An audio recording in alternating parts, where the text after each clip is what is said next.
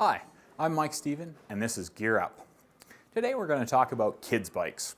One of the most confusing things that parents find when they're trying to decide their children's bikes is what size.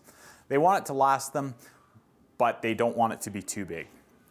I've got this chart just off to the left of me here, and this chart shows the different wheel sizes and the different ages. So you've got anywhere from a 10-inch wheel size up to a 26-inch wheel size, anywhere from 1.5 years old to 13 years old. And you see the wheel sizes increase. One of the most important things is off to the side here, the inseam measurement. Because not all kids are going to be the same height at the same age, the inseam is your go-to. That's the measurement from the floor up to the top of your leg.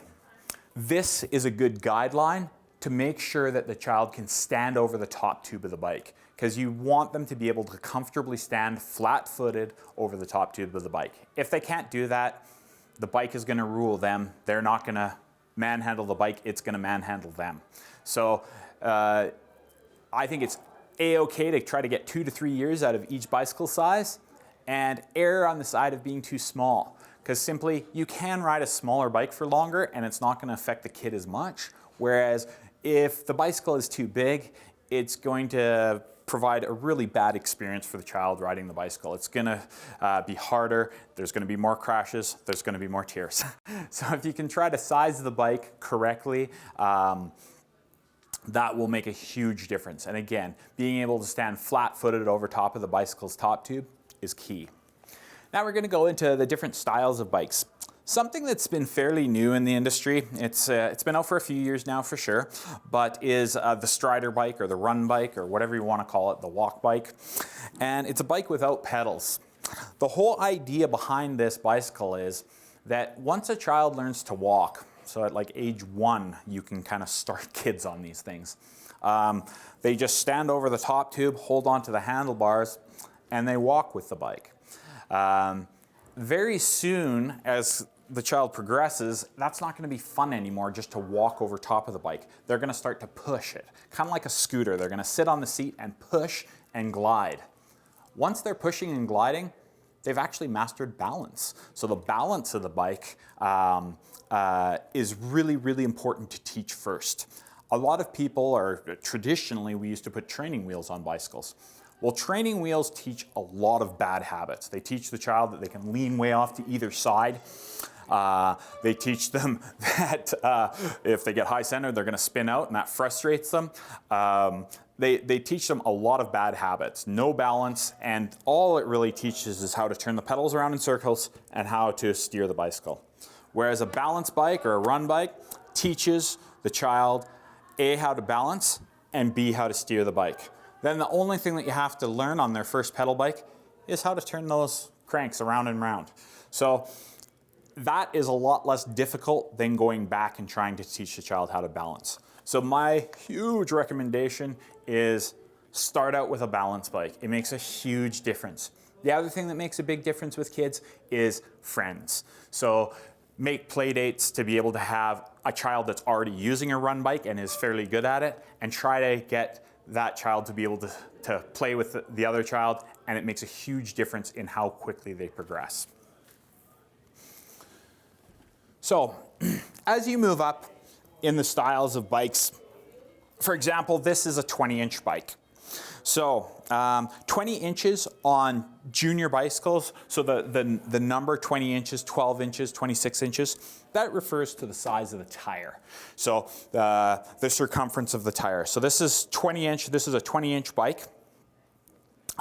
This guy has gears on it so that the child can do mountain bike trails or rails to trails, be able to shift through the gears. It also has V-brakes. A lot of kids' bikes, they make the brakes small enough that they can come way into the bar, because don't forget, children's hands are super small. If the child can't use the brakes, it's probably not a great thing to ride a bicycle. With effective brakes, these are called V-brakes. They'll brake absolutely solid enough to bring the child to a full stop.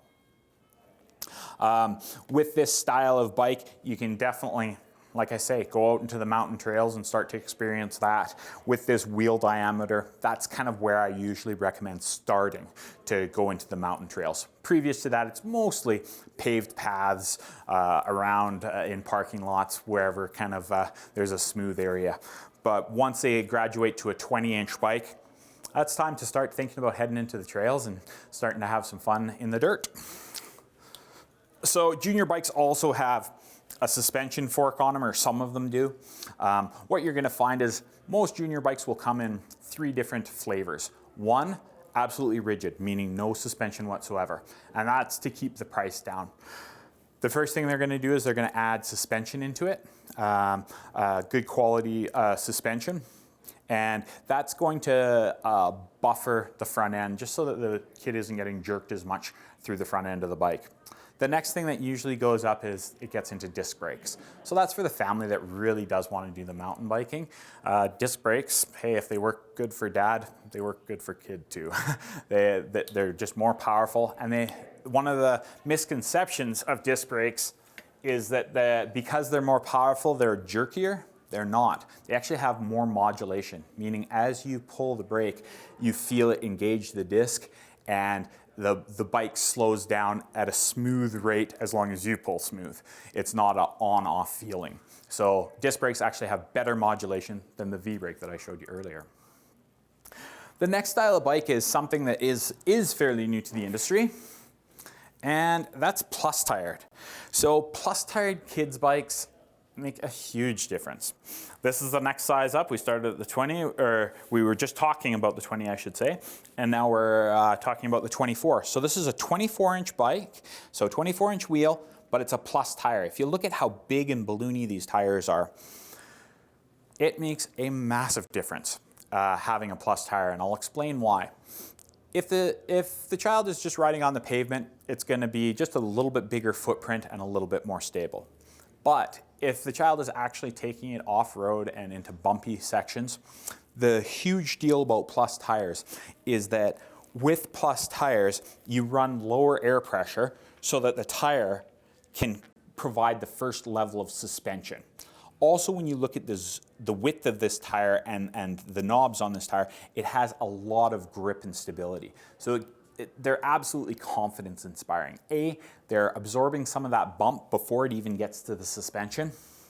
And to give you an idea, the volume that's in this tire is probably the best suspension on this bike, even for adults bikes. If you do your tire pressure properly, that is one of the best suspensions you can have for your bicycle. You do have to monitor your air pressure being an adult, whereas with junior, you don't have to monitor it quite as much because they're quite light. But the whole idea of these tires is definitely, if you end up with a plus tire bike, is to run the tires soft. So this, believe it or not, is too firm because it's taking too much effort for me to push into it. You got to remember what weight the rider is that's riding the bike. And what you'll notice is as they kind of go over bumps, they're not going to do that steer correction. They're just going to absorb over top of the bumps and be very comfortable on the bicycle. So that's Plustired. For the most part, most kids' bikes nowadays are coming with one gear up front and then multiple gears in the back. To tell you the truth, that's the way they most higher-end adult bikes are spec'd as well. So it's just a nice, easy system. One way makes the gears easier, the other way makes the gears harder. So it's quite easy to teach that. The last bike I want to go over is a BMX track bike. So a lot of people know about BMX bikes and they think BMX bikes are super fun and they're great in the park and dirt jumps. This bike isn't designed for that. This bike is a track bike. So it's designed for BMX tracks and track racing. What makes this bike so much different is a larger chain wheel. Up at the front, you've got a bigger chain wheel. What that's going to allow you to do is achieve a little bit higher speeds. The tracks are kind of designed for roughly the gear ratios that come on track bikes. Whereas if you have a freestyle bike or a park bike, what you're going to notice is the front chain wheel is a lot smaller. So you're going to spin out a lot faster than this bike would. Vice versa, if you were to take this bike into a skate park, when you drop in over the edge of the coping to enter into a bowl or into a quarter or anything like that, you're going to hit the chain wheel on the coping. The coping is the metal part that's as you drop in. And if you hit that coping with your chain wheel, chances are you're gonna crash. So this style of bike is definitely designed for track. The other style of bike is designed more for freestyle. But BMX bikes are great bikes once the kid gets old enough. If you're more of a around town and have no desire to go into the trails, around town a BMX bike works just fantastic. And the other thing about BMX bikes is they're super tough. So if you've got that ripper destroyer kid who's really hard on things, BMX bikes are significantly stronger than mountain bikes. They're built to be able to take some crashes on concrete. They're built to resist that. So you will find yourself in the bike shop a little less often on a BMX bike if you've got that rough and tumble child. You know what? I hope I've helped you out a little bit on how to choose a kid's bike and some of the different avenues that you can go down. Again, if you have any questions, pop into your local bike shop. They'll be more than happy to help you, answer your questions, size your child up with a bike. Thanks for watching. I'm Mike Stephen.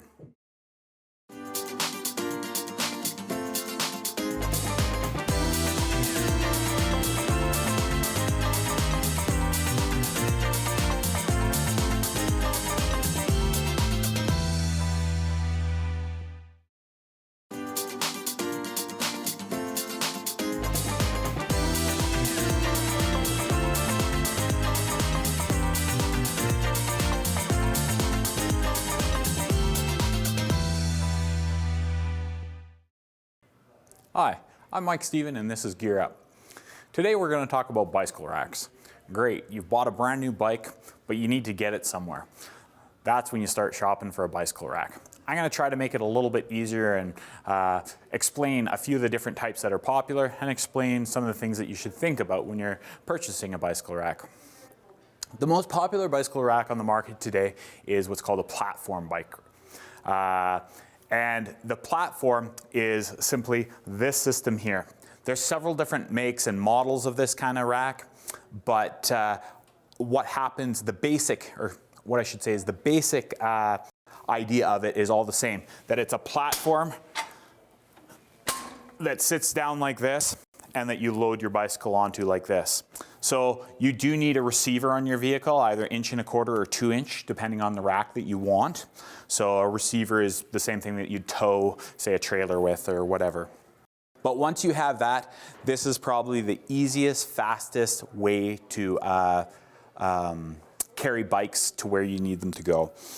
So first off, I've already showed you that by simply compressing this, you can raise and put it up against the vehicle when it's not in use and lower it.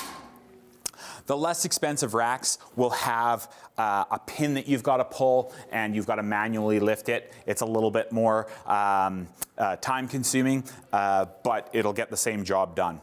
What I've found is that the more you pay for a rack, the more convenient they get. So this is one of the nicer racks for sure that I'm showing you here.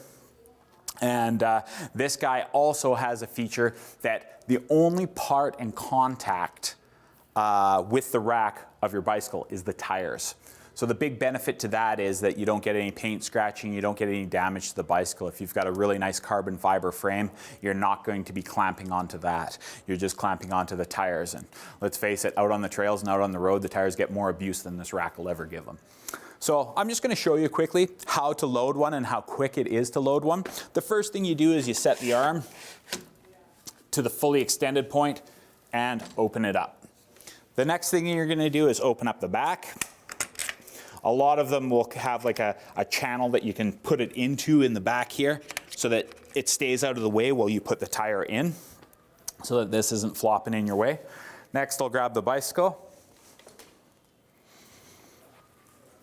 Once I have the bicycle, you just basically lift the bicycle into the rack, pull the arm up onto the wheel, and snug it down. Once it's snugged down, the last thing that you've got to do is ratchet strap the rear wheel on. And once the ratchet strap the rear wheel on, you've got a bike being held. So these guys are incredibly fast to use. They're incredibly stable. The other thing I really like about platform racks is it's behind the vehicle. People have been using on the top racks or on the top of their vehicle racks, but the negatives of that is your gas mileage goes way down on long trips, and the bike is exposed to all the grime and everything that's kind of coming up from that semi ahead of you, or the bugs and stuff like that. So you really got to clean your bike once you get to your destination. Whereas behind the vehicle, there's far less debris kind of coming up and hitting the bikes. On a wet day, you're still going to get the back sweep from the vehicle, and it is going to get muddy. But on a clear day, you won't get all the bugs and all the grossness attached to your bike. The other reason I really like these guys is how low they are. They're a lot easier for people to lift. My children can even load their bikes on this rack. They can load up their bikes so that you can send the kids out, hey, load up your bikes and I'll take you to where you want to go. The other thing that I really like about this rack system is that it's lockable in every way. So it's got a lock built in that you just wrap around wherever you want, feed it back into here, and you can lock the bicycle onto the rack. You can also lock the rack onto the car, because it's not so good if somebody decides to take the whole rack with the bikes on it. So on the higher end ones, it's a knob that you spin just underneath here. And as you spin that knob, the hitch expands inside of the receiver. And when it expands inside of the receiver, it holds it snug. So it's an anti-wobble device and a lock. Then you lock the knob and it free spins so that it won't be able to be taken off the vehicle. As I mentioned before, your conveniences just kind of drop as you drop in price, but the rack will still will carry the number of bikes that it's designed to carry. Some things to consider is the weight of your bicycles. With the introduction of e-bikes, e-bikes are quite a bit heavier than a conventional bike. So not all racks will work for e-bikes. The two things that you need to know about weight is the weight of each bicycle, how much each tray will carry, and the overall weight, how much it can carry two bicycles. So it has to meet both those criteria. A, how much is on each tray, and B, how much the entire rack can carry. You'll definitely notice that the 2-inch receivers will definitely handle more than the 1-inch or 1.25-inch receivers. Other than that, like I mentioned before, it's all convenience in how fast the bike loads and how fast the bike unloads. Also in the durability of the finish. The higher end racks definitely have a nicer protective coating and nicer paint jobs so that they resist the rust and the weather far better. You'll also notice that there will be a little bit more either aluminum or plastic parts on the higher end ones. And the reason why there's plastic is plastic doesn't corrode. It actually stands up to this stuff very well. And they've got very, very resilient, strong plastics out these days. Aluminum, same kind of thing. It doesn't rust. I think that kind of goes over platform racks. You can get platform racks anywhere from a 2-bike all the way up to a 4-bike. I haven't seen them go any further than that. But it's definitely an easy way to haul bikes. For example, this one, you can start out with a 2 and you can get a 2+, which means you just add on to the rack and you add a second tray on. So if you sometimes have 4 people, but not all the time, you can take it on and off at will. It's a little bit of a procedure to take it on and off, so you won't do it often, but you definitely can get that style of rack. Let me just fold this guy up out of the way. And we'll talk about some different styles of racks that are out there. Another style of rack is this guy here. So this one here, it's kind of sitting, it would sit this way, your bikes would sit across here. This is kind of the older style, just before the platform racks came out. Really, the only reason to go to something like this is it's a little bit less money. The problem with this system is because it's not basing itself off the wheels, meaning that the platform isn't holding the bicycles up, they're being suspended by these bars. Your different frame types will sometimes be a problem, and you won't be able to load them on this style without the addition of what I call a cheater bar. It's a bar that basically goes between your handlebar and your seat post and makes a straight line that the rack can grab a hold of. The other thing is if you have small frames with not enough room, they're more difficult to load. If you have straight, plain Jane, generic bikes with normal frames, this is a reasonable rack option. If you have suspension bikes and all sorts of stuff like that, and a little bit different bikes or higher end bikes, you're probably going to find that this isn't going to be the rack for you. And then we've got this style as well. So this style is kind of designed to go on the trunk of a car. So this part fits down onto the bumper area. This part comes up onto the back of the trunk. Then you have two straps that go up to the top, two straps that go out each side, and then one strap that goes down to the bottom underneath the bumper. So it's fairly stable. You're not going to want to haul as heavy a bikes on it. As you can see by the name of this guy, Hangout 3, it can carry 3 bicycles on it. But it does have the same limitations in terms of that it's not a platform rack. Not every bike with 2 wheels will fit on this rack. So you have to make sure that your bike will fit on this rack. And you'll have to also decide whether it'll need a cheater bar to do, because that will be an extra expense. Sometimes people look at the hitch racks and they say, oh, by the time I get a hitch on my vehicle and by the time I get a hitch on the vehicle, then buy the rack, it's going to be way more expensive. To tell you the honest truth, it's more expensive to put the bikes on the roof of your vehicle, so the old school kind of trays on the roof. It's more expensive to put a rack on and do that than it is to put a hitch and a tray style rack. It's also much more convenient. You're not lifting your bikes over your heads. So that's why these style have really taken over. The last style of rack that I'm going to go over isn't much of a rack, but you've probably seen them all over town. And what these are is they're designed to go over the back of a pickup truck's tailgate. So it folds over the back of the pickup truck's tailgate, can haul up to 6 bicycles, has a door that can be open to A, open your tailgate, and B, open up to so that you can use your backup camera. It's got a little clip to hold that up and out of the way. Each bike can be fastened on with these little tabs to the down tube of the bicycle. So how these bikes sit is they sling right over top of the tailgate. So the front wheel actually hangs out of the back of the vehicle. This is probably the least expensive way to haul 6 bikes that there is out there. It's probably the least expensive way to haul 2 bikes. It is a very, very price effective and fast way to load bikes, load and unload bikes. So the tailgate bed has always been popular, but obviously you need a truck to use that. I hope this demystifies a little bit about racks. And if you have any questions about racks, pop down to your local bike shop. I'm sure they're happy to answer questions and pick out the rack that would be best for you. I'm Mike Stephen, and this has been another episode of Gear Up.